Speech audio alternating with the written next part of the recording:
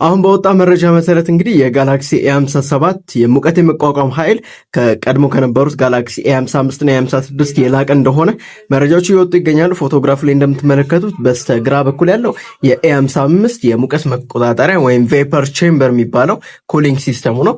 እዚህ ጋር ያለው ደግሞ A56፣ ዳር ላይ ያለው ደግሞ A57 ነው። የሚታያችሁ ከሆነ ከA55 አነስ ይላል የቬፐር ቼምበሩ ወይም ኩሊንግ ሲስተም ሙቀት ማቀዝቀዣ። የA56 ደግሞ ትንሽ ተለቅ ይላል።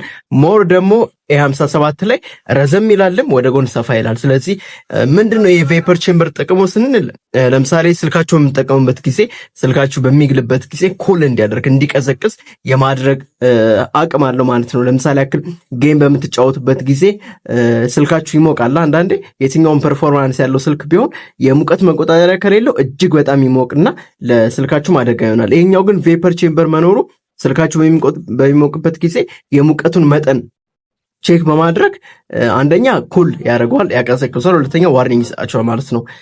ይሄም ደግሞ ይበልጥ ለምን ይጠቅማችኋል? አንደኛ የስልካችሁ ፐርፎርማንስ ይበልጥ ቀልጣፋ እንዲሆን ቀልጠፍ ያለ ፐርፎርማንስ እንዲሰጣችሁ፣ ምክንያቱም ስልካችሁ ሲግል ፐርፎርማንስ ላግ ያደርጋል ማለት ነው።